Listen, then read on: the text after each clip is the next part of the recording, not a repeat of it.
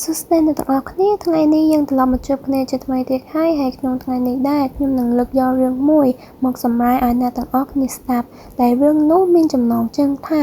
ខ្មោចអាសង្ហាសាច់រឿងបានផ្ដើមឡើងឲ្យយើងឃើញពីក្មេងស្ទាវម្នាក់កំពុងតែជិះម៉ូតូវ៉ាពេញផ្លូវ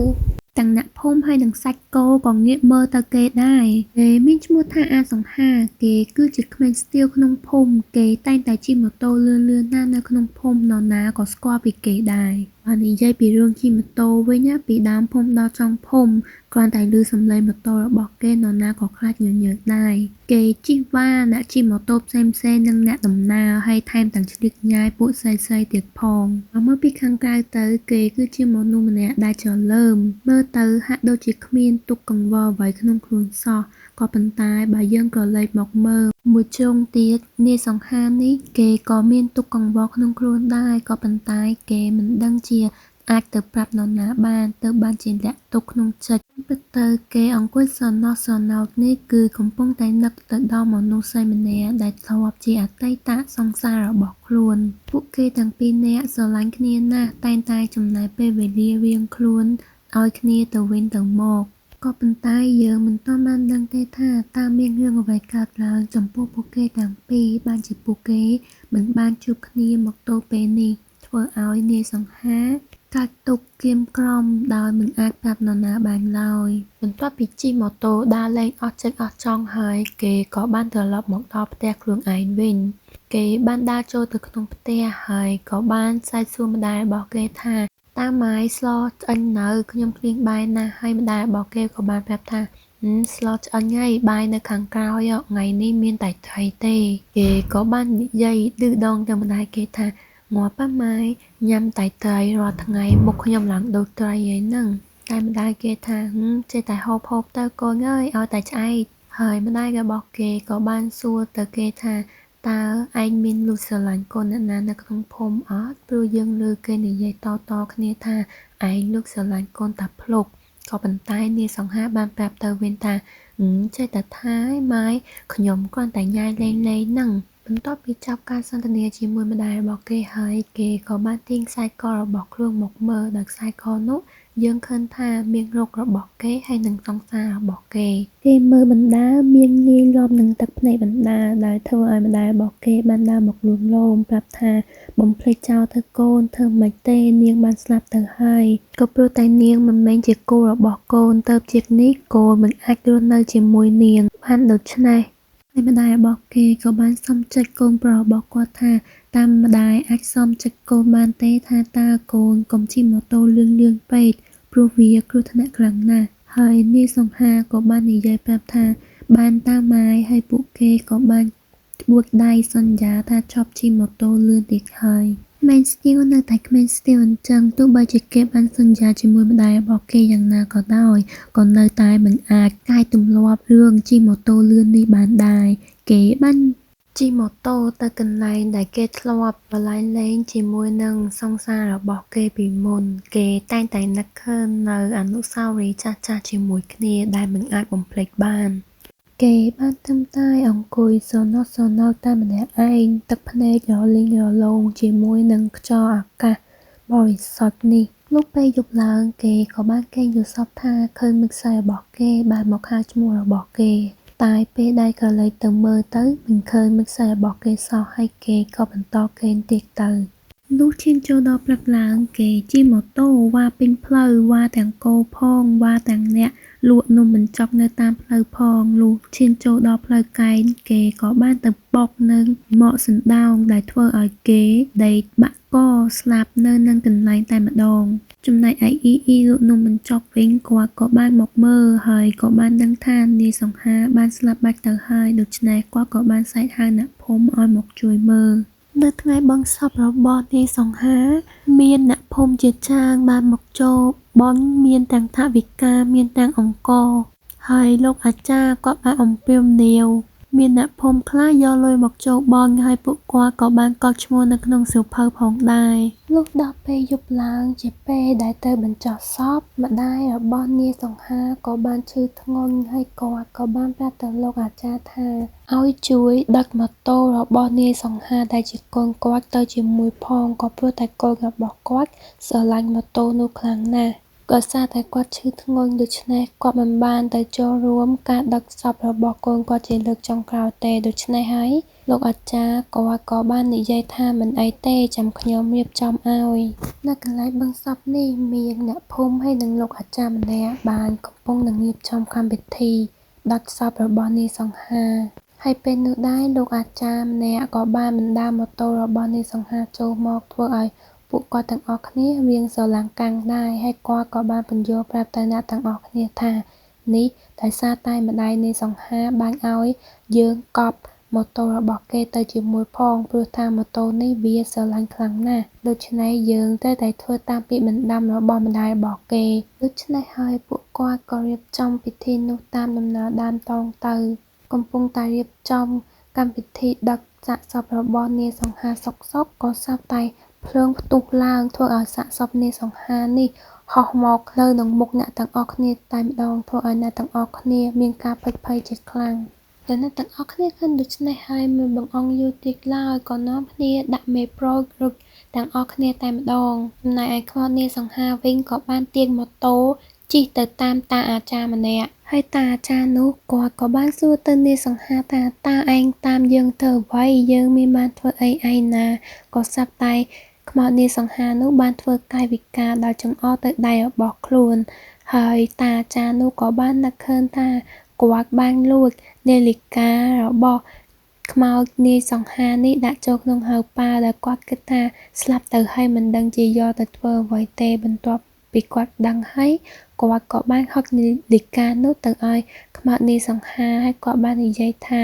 យកទៅវិញចោះហើយឈប់តាមយើងទៀតទោះបីជាស្លាប់ហើយយ៉ាងណាក៏នាយសង្ហានៅតែសញ្ជឹងគិតទៅដល់សង្សាររបស់ខ្លួនដែរនាយតែងតែនឹកឃើញនៅអនុស្សាវរីយ៍ដែលតែងតែប្រឡែងលេងជាមួយគ្នានៅគ្រប់ទីកន្លែងឥឡូវនេះទោះបីជាសង្សាររបស់ខ្លួនបានស្លាប់ទៅហើយខ្លួនក៏បានស្លាប់ទៀតដែរនោះក៏នៅតែមិនអាចបំភ្លេចនាងបានដែរយើងអាចសង្កេតមើលបានថានាយសង្ហាគឺជាក្មេងស្ទាលនៅក្នុងភូមិក៏ប៉ុន្តែនាយមិនដែលដើរធ្វើបាបដល់ណាគេទេគ្រាន់តែខ្លួនជិះម៉ូតូបង្ហោះនៅក្នុងភូមិតែប៉ុណ្ណោះក៏ប៉ុន្តែនាយមានចិត្តស្មោះខ្លាំងណាស់គឺស្រឡាញ់មួយនឹងមួយលុះយប់បន្តិចនាយសង្ហាក៏បានមករកពួក3នាក់ដែលបានធ្វើឲ្យខ្លួនស្លាប់នោះនាយសង្ហាបានមកលបមកណាត់ពួកគេហើយបាននិយាយប្រាប់ទៅពួកគេថាមកពីពួកឯងនេះហើយដែលធ្វើឲ្យយើងស្លាប់នោះអីពួកឯងបើកម៉ូតូលឿនណាស់ដឹងទេថាវាគ្រោះថ្នាក់ដល់អ្នកដទៃបើសិនជាលើកក្រោយយើងឃើញពួកឯងជិះម៉ូតូលឿនទៀតណាយើងនឹងមកលងឯងតែម្ដងតទៅពេលឮនាយសង្ហានិយាយដូច្នេះហើយពួកគេក៏នាំគ្នារត់ផាកក្រញាំតែម្ដងបន្ទាប់មកទៀតនាយសង្ហាក៏បានមកក្រពូ2នាក់ដែលម្នាក់គាត់ជាអ្នកលក់ថ្នាំខ្មែរក៏ប៉ុន្តែគាត់បោកប្រាស់គេដោយថ្នាំខ្មែរនោះមិនមែនជាថ្នាំពេជ្រឡើយចំណែកឯពូអ្នកទៀតគាត់ជាអ្នកលក់ទឹកឃ្មុំក៏ប៉ុន្តែទឹកឃ្មុំគាត់ដាក់សឹកតែមេស្ករដូច្នេះនាយសង្ហាមកនេះគឺដើម្បីទុំមានពេលប្រដៅពួកគាត់ថាកុំឲ្យរស់ស៊ីបោកប្រាស់គេដូច្នេះអីវាមិនល្អទេព្រោះអាចប៉ះពាល់ដល់សុខភាពរបស់អ្នកភូមិនាយសង្ហាបានបញ្យល់ណែនាំទៅពួកគាត់ជាច្រើនក៏ប៉ុន្តែពួកគាត់មិនបានស្ដាប់ទេក៏ព្រោះតែពួកគាត់ភ័យខ្លាចតែនឹងខ្មោចនាយសង្ហាជាខ្លាំងហើយពួកគាត់ក៏នាំគ្នាដាក់មេប្រូចចាក់ចេញពីទីកន្លែងនោះទៅមកនាយសង្ហានេះតែងតែតាមនាំនឹងឡាកអ្នកភូមិជិះម៉ូតូកណ្ដាលយប់អ្នកភូមិតែងតែឮសំឡេងម៉ូតូរបស់គេជានិច្ចច្នេះហើយធ្វើឲ្យអ្នកភូមិពេលដែលយប់ឡើងពួកគេមិនហ៊ានចេញទៅក្រៅឡើយគឺនៅតែក្នុងបន្ទប់មានអ្នកខ្លះអុតធុកអ្នកខ្លះបិទទ្វារបិទបង្អួចដើម្បីកុំឲ្យឮសំឡេងម៉ូតូជាដើមចំណែកឯមីងយ៉យវិញគាត់ក៏បានឮសំឡេងរបស់ម៉ូតូនាយសង្ហាដែរហើយស្រាប់តែសុកកូនស្រីរបស់គាត់ក៏បានរត់ ចូលមកបន្ទប់គេងរបស់គាត់ហើយក៏បានរៀបរាប់ទៅមានយល់ថាខ្លួនបានឮសំឡេងម៉ូតូរបស់នាយសង្ហាខ្លួនគេមិនលក់ទេដូច្នេះបានជារត់មកបន្ទប់ម្ដាយរបស់ខ្លួនដូច្នេះហើយពួកគេទាំងពីរនាក់ក៏សង្ងំគេនៅទីនោះទៅក៏ប៉ុន្តែសុកក៏ស្រាប់តែឃើញខ្មោចរបស់នាយសង្ហាបង្ហាញមុខនៅសោះតែម្ដងដែលធ្វើឲ្យពួកគេទាំងពីរនាក់ភ័យខ្លាំងណាស់ក៏នាំគ្នាបែកគូចទៅនាយសង្ហាចំតិចគូចឲ្យនាយសង្ហាមើលធ្វើឲ្យនាយសង្ហា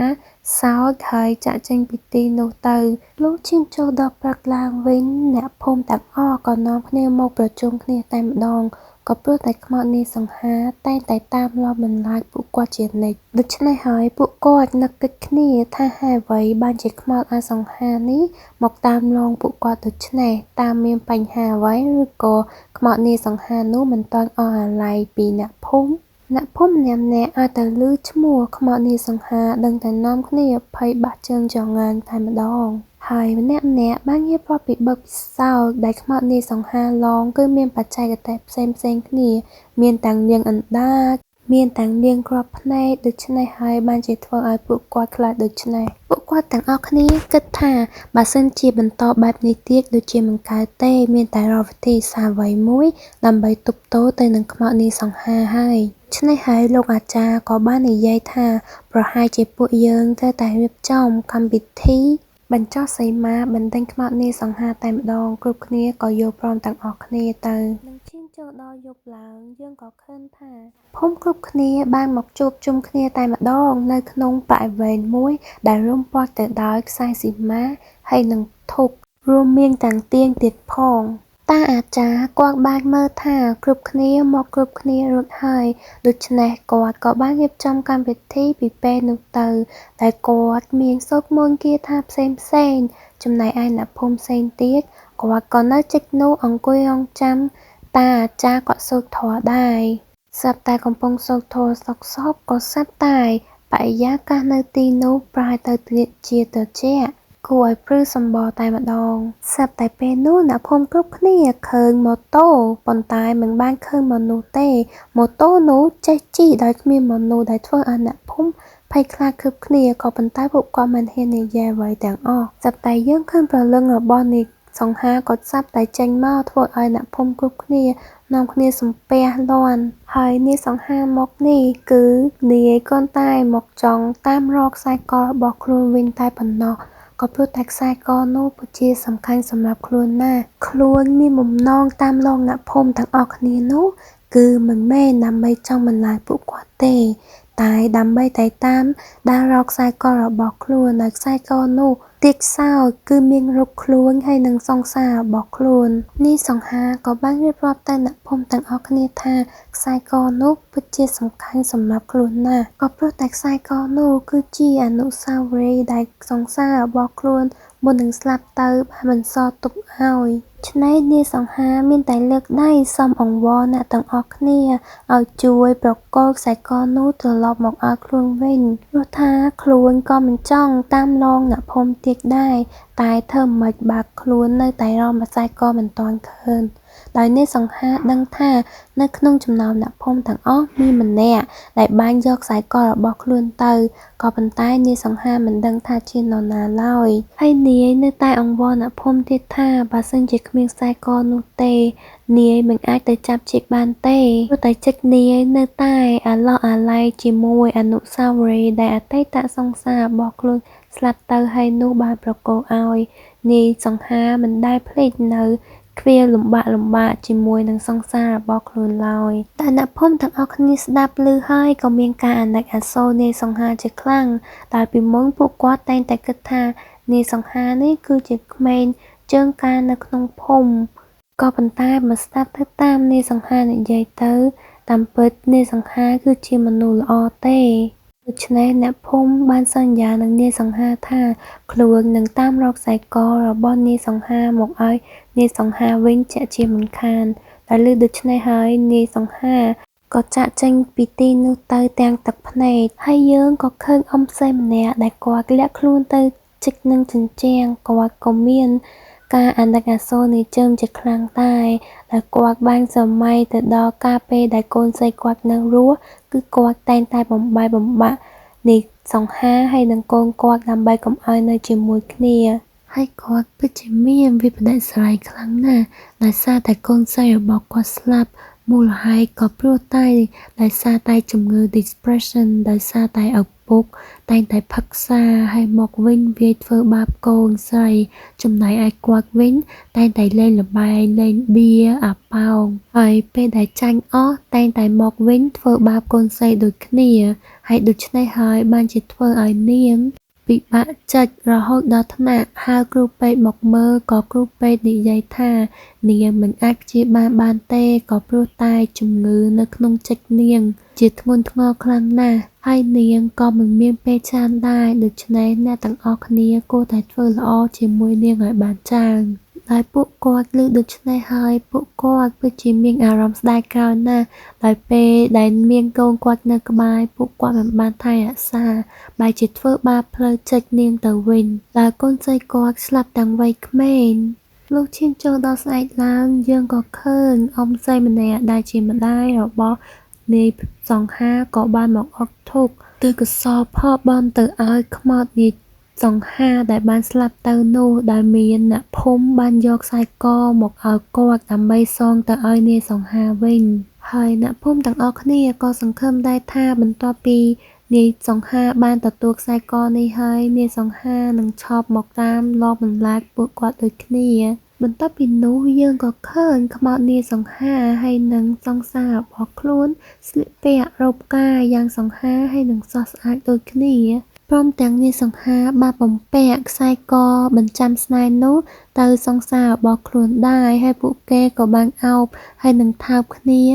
ដើម្បីបង្ហាញពីក្តីស្រឡាញ់បន្ទាប់ពីនោះពួកគេក៏បានដឹកដៃគ្នាដើម្បីជិះម៉ូតូដើរលេងជុំវិញទីនោះដែលពួកគេមិនភ្លេចឡើយនៅមួកសុវត្ថិភាពទោះបីជាពួកគេស្លាប់យ៉ាងណាក្តីហើយក៏តែគិតគូរពីសុវត្ថិភាពផងដែរដោយពួកគេពិតជាសប្បាយខ្លាំងណាស់នៅពេលដែលជិះម៉ូតូនោះហើយនាយសង្ហាក៏បាននិយាយថាបើដឹងថាខ្លួនស្លាប់ហើយមានក្តីសុខយ៉ាងហ្នឹងខ្លួននឹងស្លាប់តាំងពីយូរណាស់មកហើយដូច្នេះរឿងយើងក៏ឈានមកដល់ទីបញ្ចប់សូមអរគុណអ្នកទាំងអស់គ្នាដែលតែងតែតាមដានរាល់វីដេអូដែលនាងខ្ញុំបានផុសកុំភ្លេចជួយចុច like និង subscribe ដើម្បីទទួលបានវីដេអូថ្មីៗជាបន្តទៀតជួបគ្នានៅវីដេអូក្រោយបាយបាយ